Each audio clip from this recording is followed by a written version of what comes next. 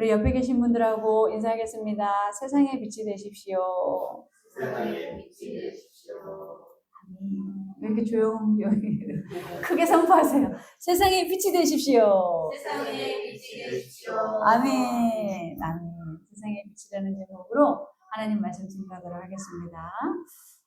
2026년 타임지가 세계에서 가장 영향력 있는 스포츠인이라고 해서 100명을 선정을 했는데요. 그 100명 중에 우리나라 페이커 이상혁 선수가 있고, 그리고 축구선수 메시, 그리고 야구선수 오타니가 있어요. 이 사람들이 참 우리나라 이상혁 스포츠 게임 스포츠인 거죠. 이상혁 선수가. 그렇게 포함되어 있다는 게 굉장히 자랑스럽습니다. 사진 하나 보여주시겠어요? 누구예요? 야말. 라민 야말이에요. 이 라민 야말, 지금 월드컵이 한창인데 우리나라는 아쉽게도 이제 더 이상 축구에 이제 어떤 기대가 없죠. 이 라민 야말이 지금 아주 사람들이 축구인들이 주목하는 그런 사람입니다. 그 사진 다시 또 하나 보여주시겠어요? 누구예요? 메시죠, 메시. 메시가 목욕을 시키고 있는 저 아이가 누군지 아세요? 아까 그 선수예요. 어머머머. 우연히 2007년도에 메시가 자선행사에 갔다가 이제 그 중에 모인 아기들에게 이렇게 목욕을 시켜주기로 하자고 해서 이렇게 이제 추첨을 했는데 이 아기가 당첨이 된 거예요. 그리고 이 아버지는 메시랑 저렇게 목욕을 찍을 때 사진을 찍었어요. 그리고 오랫동안 간직을 하다가 한 2, 3년 전에 저 사진을 자신이 이 인터넷에 공개를 해서 아주 주목을 받았어요. 이 라민 야말이 크면서 자신이 축구를 너무 좋아하게 됐고, 그 축구의 롤모델을 누구로 삼았겠어요? 메시로 삼았어요. 그리고 메시도 지금 정말 자기가 봤을 때 정말 가장 훌륭한 축구 선수는 야말이다, 이렇게 얘기하고, 축구 전문가들은 이 메시의 버금가는 혹은 넘는 기량을 낼 사람이 야말이다, 이렇게 예측하고 있습니다. 그 당시 사람들이 저 사진을 보고 축구 신의 세례라는 이런 별명을 붙였대요. 축구의 신의 세례를 줬기 때문에 저 아이가 지금의 축구 선수, 훌륭한 선수가 되어졌다, 이렇게 얘기한답니다. 이게 보면은 한 사람의 좋은 영향력이 또 다른 누군가를 어떻게 해요? 훌륭하게 성장할 수 있도록 영향을 준다는 겁니다. 우리가 지난주에 어떤 말씀을 나눴나요? 너희는 세상의 소금이다. 오늘의 말씀 뭐예요? 너희는 세상의 빛이다, 라고 이렇게 얘기하고 있어요. 빛은 우리가 저 사람 포스가 다른데 이렇게 얘기하잖아요. 포스가 빛이에요. 헬라어로 포스가 빛인데, 예수께서 이 땅에 빛으로 오셨기 때문에 그분을 믿는 우리도 어떻게 됐어요? 빛이 되어졌어요. 우리 빛의 사람들이 되어졌어요. 소금이 이 땅에서 맛을 내는 사역이라면, 빛은 하늘로부터 임한 그 빛이 우리를 통해 이루어지는 사역이에요. 그러니까 지금 우리가 땅과 하늘의 사역을 이루어가는 그런 사람들로 부름을 받았다는 거죠. 자, 첫째 대제 읽겠습니다. 시작. 세상의 빛을 비춥시다. 아멘. 우리가 읽었던 마태복음 5장 14절에 너희는 세상의 빛이라, 산 위에 있는 동네가 숨겨지지 못할 것이요. 제가 지난주에도 말씀드렸지만 소금이 될 것이다가 아니라 뭐라고 했어요? 소금이 되었다. 소금이 되었다. 내가 빛이 될 것이다가 아니고 하나님께서 우리를 어떻게 하셨다고요? 빛이 되었다. 빛이 되었어요. 빛의 속성상 환하게 비추는 거죠. 그래서 그 빛, 그 환함을 감출 수 있어요, 없어요? 감출 수가 없어요. 그래서 너희는 세상의 빛이라 산 위에 있는 동네가 너희들로 인한 빛으로 숨겨지지 못한다는 거예요. 환하게 비춰진다는 거죠. 이제는 우리가 빛이 되었기 때문에 어둠 속에 살아가는 사람들에게 빛을 비추고, 그런 사람들은 누굴까요? 제가 지난주에 말씀드렸던 것처럼 가난한 사람들, 힘들고 어려운 사람들, 병자들, 사회에서 고립된 그런 어떤 사회적인 약자들, 이런 사람들에게 그리스도의 빛을 우리가 반사시킴으로, 비춤으로 인해서 그들이 주님께로 돌아올 수 있는 빛의 길에 사자로 부름받았다는 겁니다. 그래서 우리가 빛을 비춘다는 것은 우리가 막 어떤 좋은 옷을 입고 명품을 걸치고 그래서 사람들이 남다르게 보는 그런 빛이 아니라, 우리가 빛을 비춘다는 것은 세상과 타협하지 않는 것. 세상과 타협하지 않는 것. 세상의 흐름대로 우리를 맡기지 않는 것. 우리는 그리스도의 빛을 비추는, 그럴 때에 빛이 비춰주는 겁니다.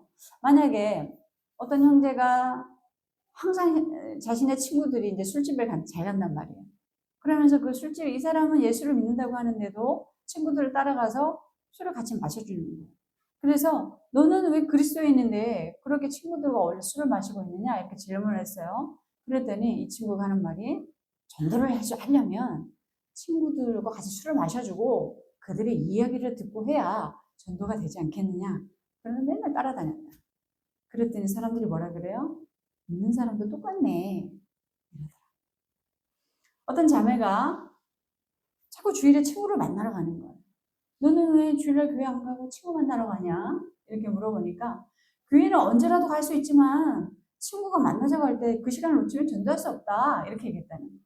그래서 주일날, 일요일날 친구를 만났다는 거죠. 그랬더니 주변에 있는 사람들이 일요일날 교회 가지 않아도 되겠네. 이런 인식이 심어졌다는 거예요.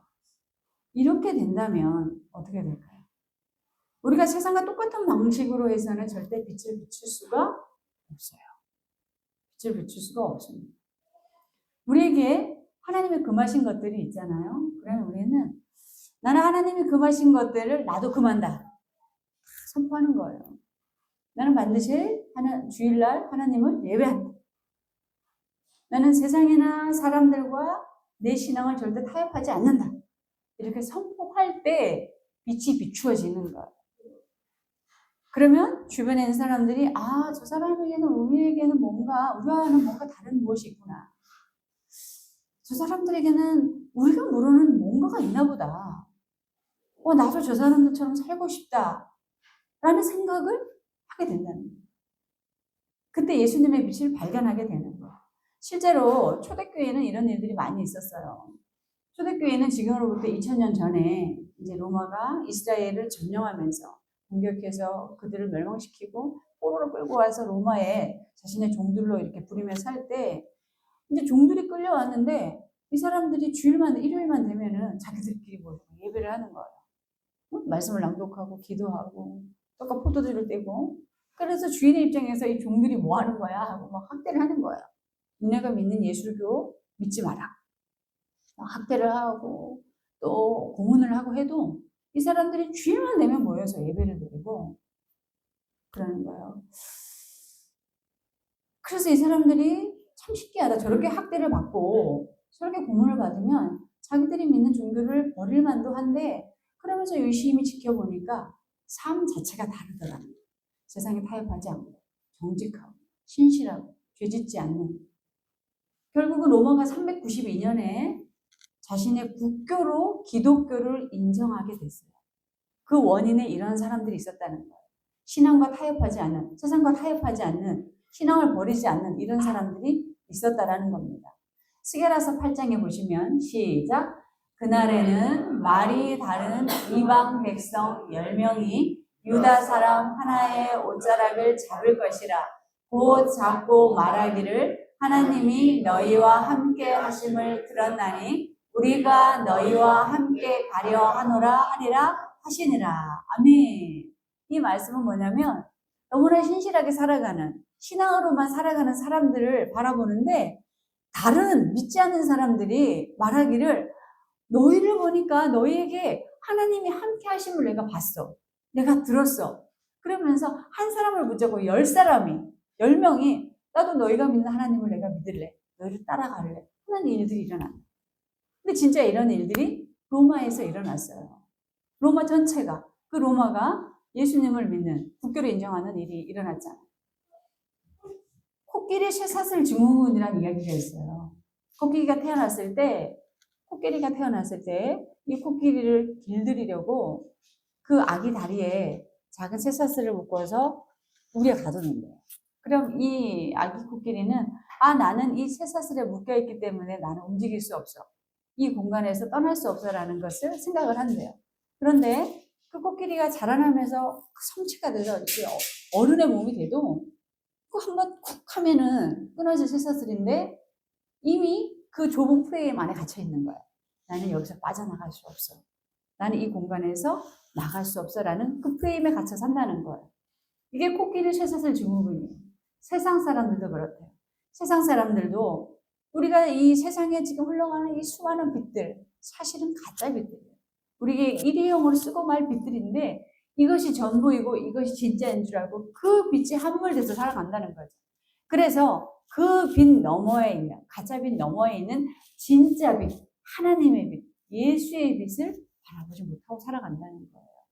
그래서 우리는 그런 사람들에게 찾아가죠. 우리 주변에 있는 예수님을 믿지 않는 사람들, 하나님을 믿지 않는, 정말 힘들고 어렵게 살아가는 그런 사람들에게 우리에게 있는 예수의 빛을 비추어서 하나님께로 올 수 있도록 인도하는 사람.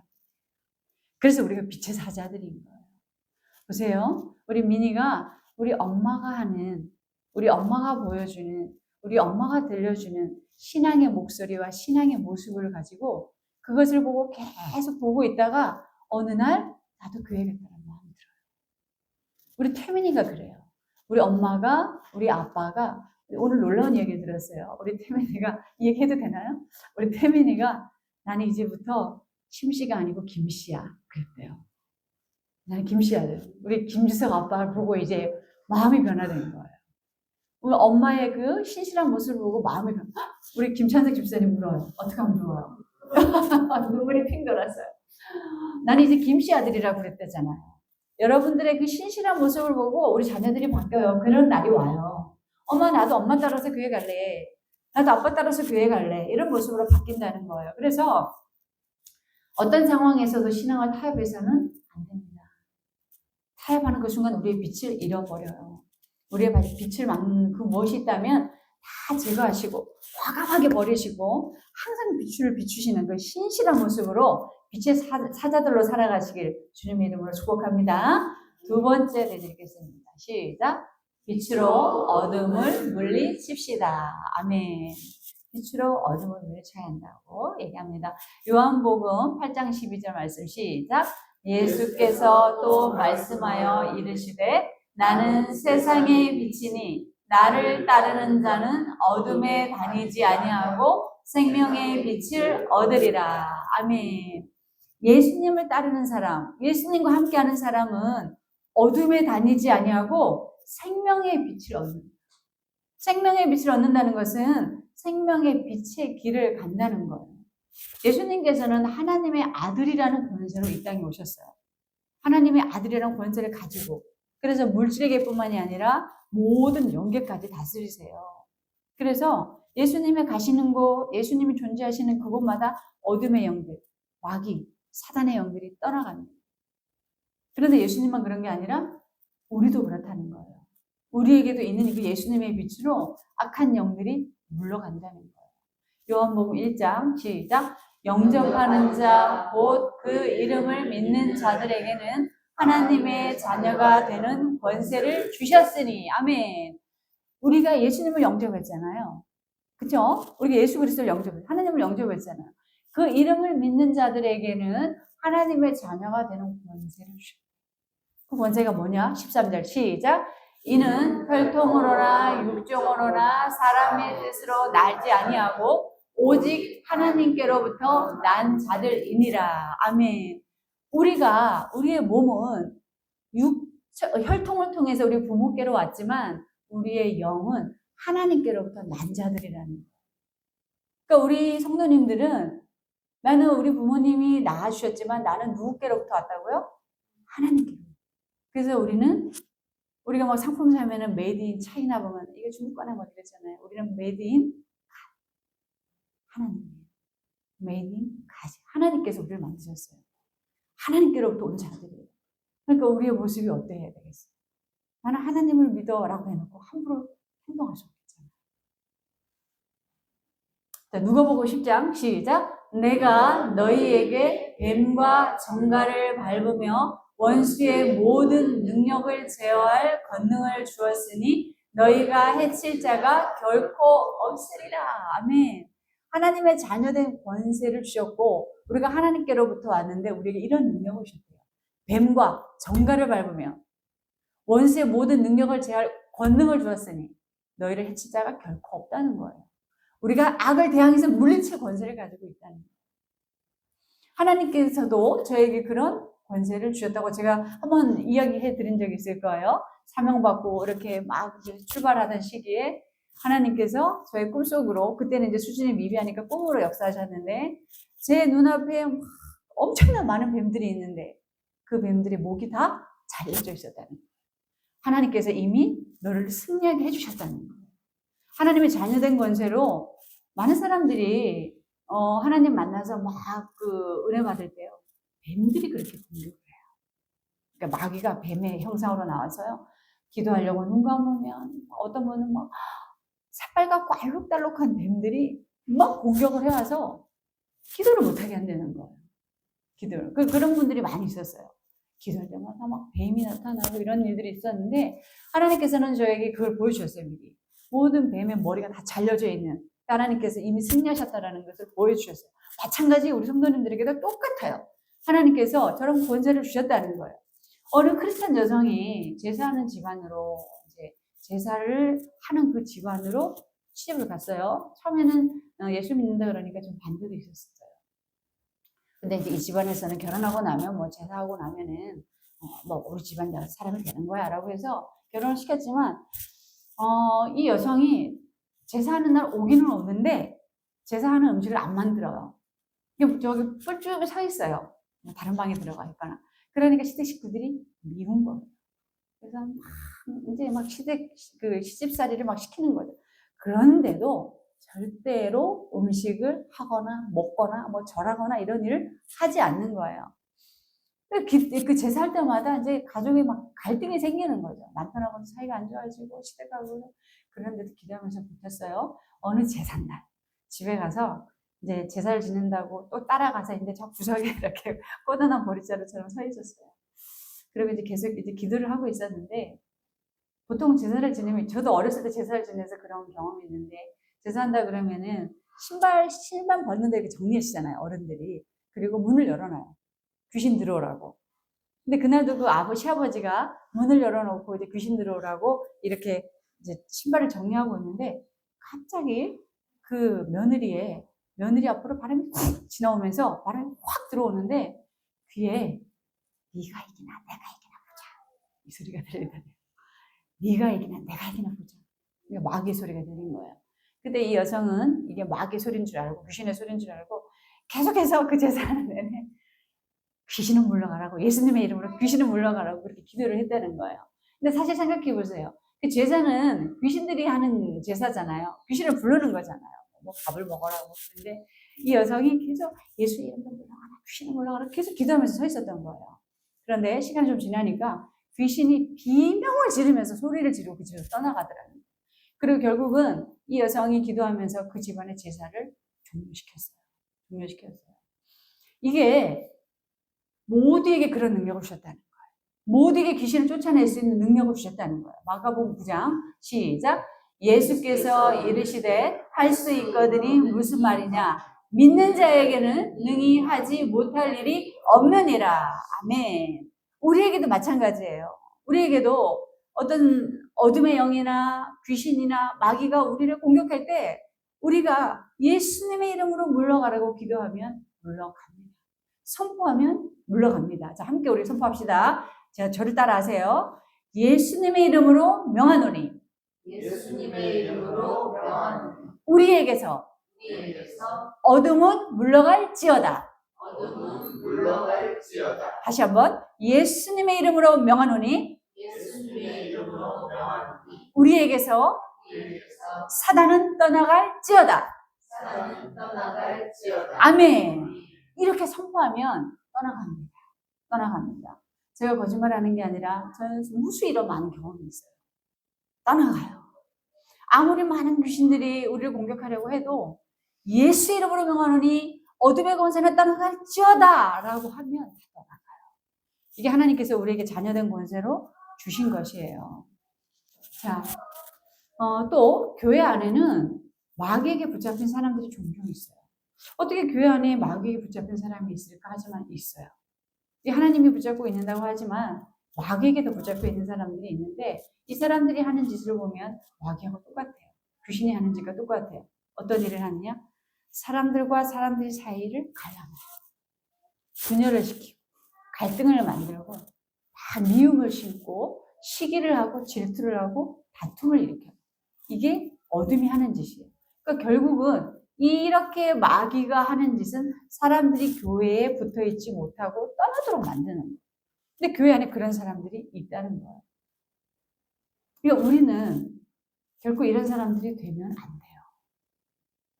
우리가 아무리 예수님이 우리를 사랑하고 우리가 예수님을 믿는다고 해도 우리에게 신앙의 면역력이 약해지면 우리도 그런 일을 할 수가 있어요. 그렇기 때문에 아까도 말씀드렸듯이 우리가 어떻게 신앙을 세상의 것과 타협하면 안 된다는 거예요. 좋은 게 좋다고 이런 식으로 타협하게 되면 우리의 신앙의 면역력이 약해져요. 그럴 때 마귀가 우리에게 공격을 하고 우리도 그런 부정적인 일들을 할 수 있다는 겁니다. 그래서 우리 성도님들이 항상 내 안에 신앙의 결핍이 있나 없나 돌아보셔야 돼요. 그리고 나는 어떤 신앙의 타협, 세상의 타협이 있나 없나를 좀 생각을 해보셔야 되고, 그리고 내가 예수님의 빛을 선명하게 유지하려고 하고 있는가 또 점검해 보셔야 합니다. 네, 그렇게 계속해서 우리가 내 자신을 점검할 때 우리의 신앙의 면역력이 결핍되지 않을 수 있다는 겁니다. 우리가 있는 곳에는 항상 예수님의 빛이 비추어지시길 주님의 이름으로 축복합니다. 세 번째 대절 읽겠습니다. 시작. 착한 행실로 하나님께 영광을 돌리십시오. 아멘. 16절 말씀 보시면 이같이 너희 빛이 어떻게 하래요? 사람 앞에 비치게 하여 그들로 너희 착한 행실을 보고 하늘에 계신 너희 아버지께 영광을 돌리게 하라. 착한 행실을 볼 수 있도록 우리가 의도적으로 드러내라는 거예요. 의도적으로 우리 착한 행실을 노출하라는 거예요. 저는 부끄러워요 하고 이렇게 우리 감출 수도 있어요. 사실은 그게 미덕이에요. 교만하자. 그런데 하나님께서는 우리가 교만해서 그것을 우리가 영광받으려고 인정받으려고 의도적으로 드러내는 게 아니라 어떻게 해요? 아버지께 영광을 돌리게 하기 위해서 우리가 의도적으로 착한 행실을 해야 된다는 거예요. 분명히 성경에서는 너가 오른손이 하는 일을 왼손이 하지 못하게 하라는 말씀이 있긴 있어요. 그런데 이것은 뭐냐면 네가 인정받으려고 네가 막 잘난 척하는 게 아니고 네가 하는 것을 하나님 앞에 영광을 올리기 위해서, 영광을 돌리기 위해서 그런 겸손한 모습을 보이라 이렇게 말씀하시는 거예요. 보세요. 소금이 짠맛을 안 낼 수 있을까요? 소금이 짠맛을 안 내는 소금이 있나요? 없죠. 소금은 그 속성상 짠 거예요. 그냥 짠 거예요. 작으면 짠맛을 안 낼 수 없어요. 빛은 그 빛을 감출래야 감출 수 없어요. 그것처럼 우리도 이미 소금이 되었고 빛이 되었기 때문에 의도적으로 고의적으로 착한 행실을 드러내는 거예요. 사람들이 보도록, 세상 사람들이 보도록. 그래서 하나님께 영광을 돌리라 이렇게 얘기합니다. 언젠가부터 우리 시대를 자기 피할 시대라고 많이 얘기를 해요. 그러다 보니까 우리가 스스로를 광고할 수 있는 매체들이 굉장히 많잖아요. 인스타그램, 카카오톡도 마찬가지죠. 그리고 페이스북, 이런 SNS, 소셜 네트워크 계정으로 개인이나 기업이나 사업가나 누구나 할 것 없이 다 자신을 최대한 광고하고 살 수 있는 시대가 이런 시대예요. 착한 행실을 보이는 게 이와 같아요. 우리의 착한 행실을 광고하는 거예요. 내보이는 거예요. 고의적으로 내보이는 거예요. 그래서 세상 사람들이 볼 때, 저 믿는 사람들이 다르네. 저 사람들 우리가 뭔가 다르네. 이런 것들을 알 수 있게끔 노출하라는 거죠. 지금 우리 성도님들이 속한 곳이 어디예요? 직장. 그렇죠. 직장, 사업체, 직장 동료들에게, 또 가정에서, 지인들에게, 내 친구들에게, 많은 사람들에게 나의 선한 행실을 어떻게 보여줄 수 있을까요? 어떤 방식으로 노출할 수 있을까요? 나에게 주신 장점으로 그걸 하시면 돼요. 내가 가장 잘할 수 있는 그것으로 그들에게 선한 행실을 보여주면 돼요. 어떤 사람은 덕담을 잘해줍니다. 덕담 잘해주는 사람들이 있어요. 사람들을 세워주고 격려해주죠. 어떤 사람은 칭찬 잘해주는 사람이 있어요. 칭찬을 아주 기분 좋게 해주는 사람, 기살려주는 사람. 그리고 어떤 사람들은 참 현대 사람들이 이걸 못한다고 그래요. 경청을 못해요. 너무나 막 급속하니 격변하는 시대에 살아가기 때문에 누군가의 얘기를 들어줄 만한 여력이 없다는 거예요. 여유가 없다는 거예요. 경청을 못하는 시대에 살아간다는 거죠. 그런데 우리 성도님들이 어떤 한 사람들이 누군가가 이야기를 할 때 경청만 해줘도요, 그 사람의 마음이 위로가 돼요. 경청해주는 거. 그리고 환대해주는 거. 우리가 남들에게 이렇게 환대해주고 칭찬해주는 게 좀 인색하잖아요. 부끄럽기도 하고. 그런데 마음껏 환대해주는 거예요. 우리 교회 누가 오든, 우리 집에 누가 오든, 우리 기업, 직장 동료 누가 오든 환대를 해주는 거예요. 그 사람이. 이런 이야기가 있어요. 그 사람, 한 사람이 우리에게 올 때 그 사람 인생의 전부가 우리에게 온다는 거예요. 한 인생이 우리에게 전부 온다는 그 인생이 얼마나 값진 인생이에요. 얼마나 위대한 인생입니까? 근데 그 한 사람이 그런 위대한 인생을 가지고 오는데 우리가 어찌 환대하지 않을 수 있겠어요? 그러니까 환대해 주는 거. 그리고 우리가 옹호하게 해주고. 그리고 또 운전을 양보해 주는 거. 얼마 전에 제가 뒤따라 가는데 엄청 순하게 운전을 하더라고요. 내가 따라가야 되네. 제가 못 따라가니까 신호도 뭐 이렇게 맞추고 그래서 아빠가 저러지 않는데 이렇게 얘기하면서 갔어요. 운전도 조금 더 이렇게 우리가 양보도 하고 이런 모습. 그러니까 감정 노동자, 요새는 감정 노동자들이 많잖아요. 그런 사람들을 배려해 주는 거. 이런 거 우리가 얼마든지 할 수 있다는 거죠. 그래서 내가 가장 잘할 수 있는 일, 나의 장점으로 섬기면 그게 선한 행실이 되고 그 선한 행실로 하나님께 영광이 될 수 있어요. 그리고 또 우리가 유념해야 될 게 있는데 내가 선한 행실의 주인공이 되면 하나님께 영광이 되겠지만 내가 악한 행실의 주인공이 되면 어때요? 나도 욕먹지만 또 누가 욕먹어요? 하나님도 욕먹어요. 하나님이 욕먹어요. 결국에는 저 교회 다닌다더니 모양이 저래. 참 뭐 하나님 믿는 데더니 저래. 저러니까 하나님은 없는 거야. 이렇게 돼버려요. 우리가 하나님의 존재 유무를 우리에게서 결정될 수 있다는 건 너무 무서운 일이잖아요. 그래서 정말 중요한 것은 나 한 사람을 통해서, 우리 교회를 통해서, 나 한 가정을 통해서 하나님이 영광을 받을 수도 있고 모욕을 받을 수도 있다.